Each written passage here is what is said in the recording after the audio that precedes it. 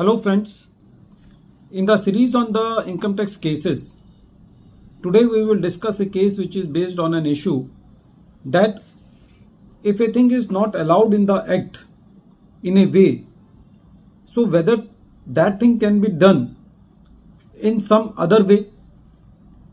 The issue before the Patna High Court in the present case was that if the rectification application of the assessee has been rejected under section 154 on the basis that it was not a mistake apparent from record, and if the assessee files a revision application against that order under section 154 and the commissioner finds that there was no mistake apparent from record, so whether in that case the assessee challenge for the rejection of the revision application under section 264 is justified. This issue has been taken up by Honorable Patna High Court in the case of Hotel Raj Lakshmi versus Principal Commissioner of Income Tax and others. This case is reported in 483 ITR at page number 258 and the date of the judgment is 13th September 2023. The facts of the case are very interesting. The present case relates to the assessment year 16-17. In the present case, the intimation under section 143 subsection 1 was issued and there were some disallowance on the basis of remuneration claimed by the assessee which was paid to the partners.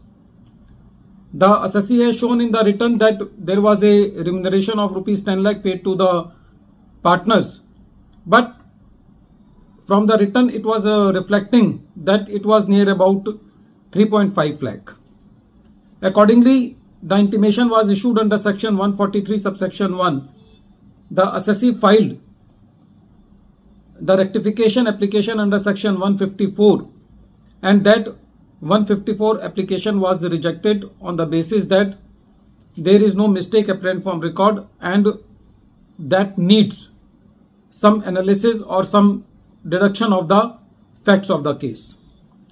The assessee filed the revision application under section 264. Section 264 empowers the commissioner, whether suo motu or an application made to the commissioner, to call for the records of any proceedings in which an order has been passed and do the needful or pass an order which is not prejudicial to the interest of the assessee. When this revision application was found, the commissioner found that there was dispute about the admissibility of expenses payable to the partners and it was not a mistake apparent from record. That is why the commissioner rejected the revision application of the assessee. The assessee filed a writ petition into the Patna High Court, and when the court heard the matter, the court was also of a view that in the present case the matter is not related to the section 154 because it is not mistake apparent from record and the issue in the present case needs some analysis and the appreciation of the facts, and it should be deduced only by a process of analysis. So from the facts of the case, the mistake is not apparent from record. So accordingly, the rectification application under section 154 of the assessee is liable to be rejected at there, and on that basis the revision application of the assessee was also not justified and hence the writ is not admissible.